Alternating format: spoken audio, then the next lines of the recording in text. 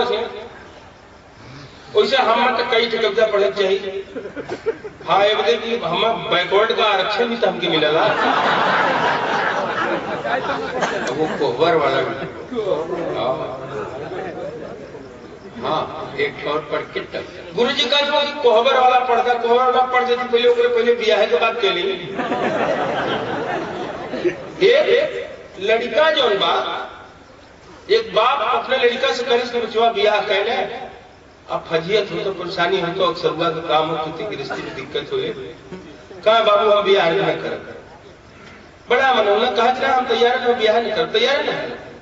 काहे के ना तैयार होता है वो सारी बात बताओ लगे अपने बाबू से कि काहे के हम ना ब्याह कर देखे हंस के देखे खुद ठाका लगा के देखे सुना लेकिन जहां जरूरत आवे सोचे को वहां सोचे भी वहां आशीर्वाद भी दें सद्दू से कहली ब्याह कहले बचवा कहना माना हमन को कोनो पार्टी वार्टी से मतलब ना रहता कोनो नेता मंत्री से मतलब रहा जहां जरूर जैसा ना हो वहां नाम का प्रयोग हमन कह देगा उसे हमन को कोनो मतलब ना रहा सद्दू से कहली ब्याह कहले बचवा कहना माना अटल ब्रह्मचारी नेताजी होए का जिन ठाना सद्दू से कहली ब्याह कहले बचवा कहना माना अटल ब्रह्मचारी नेताजी होए का जिन ठाना कहलस बाबू लड़की का कुछ गुण सहूर बखाना बहुत प्रतिभावान बतौली मायावती की जाना सद्दू से कहली ब्याह कहले बचवा कहना माना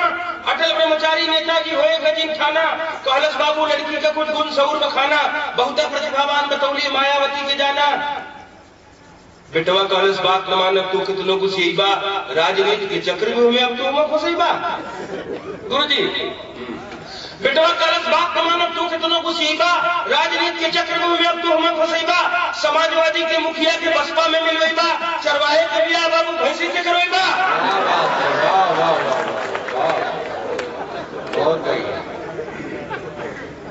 सहजा जिंदगी नाश हुई हमके जेल कटोई बा सहजा जिंदगी नाश हुई हमके जेहर कटोई बा 18 का गठबंधन 36 से बनोई बा सहजा जिंदगी नाश हुई हमके जेहर कटोई बा 18 का गठबंधन 36 से बनोई बा 3 महीलिया गाड़ी के तू टाइम कैसे लड़ोई बा ऑटो रिक्शा के लाइसेंस पर हमसे ट्रक चलोई बा कविता में गणित का प्रयोग देखा कि हितनाथ के अब तू नया पहाड़ा रोज पढ़ी बा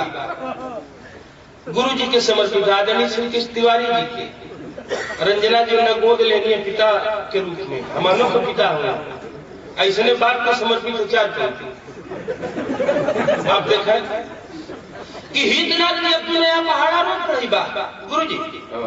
हितनाथ की अब नया पहाड़ा रोज पढ़ी बा लगा तो हमारे जिंदगी का उल्टी गिनती की नोई बा क्या कहेंगे हितनाथ की अब नया पहाड़ा रोज पढ़ी बा लगा तो हमारे जिंदगी का उल्टी गिनती की नोई बा गठरी खातिर जोड़ घटाना बुरा भाग सदैवा हमार बियाह करा के बाबू आपन गणित लगेगा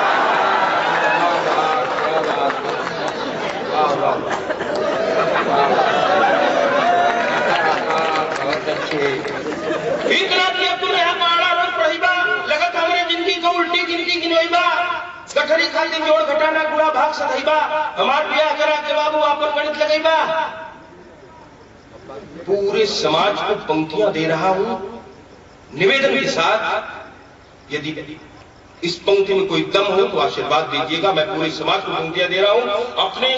इस विद्वत समाज की उपस्थिति में इनकी गवाही में दे रहा हूं ये पंक्तियां कि जब पतो घर में आई माई के गांव से खरीदा जब पतो घर में आई माई के गांव से खरीदा सुबह कबूतर उड़वा के संध्या के बम फोड़वा जब पतो घर में आई माई के गांव से खरीदा सुबह कबूतर उड़वा के संध्या के बम फोड़वा थानेदार के आगे गीता का उपदेश सुनीबा और लक्ष्मी खातिर सुसतिया के पंखा चलत गईबा क्या बात है बहुत अच्छे वाह वाह वाह वाह बहुत जब पतो घर में आई माई के गांव से खरीदा सुबह कबूतर उड़वा के संध्या के बम फोड़वा थानेदार के आगे गीता का उपदेश सुनीबा लक्ष्मी खातिर सुसतिया के पंखा चलत गईबा बाटा जी मिठाई मन का मेवा से नमकीन हो जाइबा चानी काटे के चक्कर में अब मुरझावा टीन हो जाइबा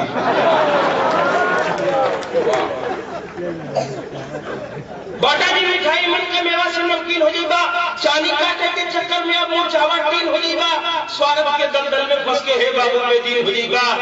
अब जिन कौड़ी चिट करा नहीं कौड़ी का तीन हो जाइबा, अब जिन कौड़ी चिट करा नहीं कौड़ी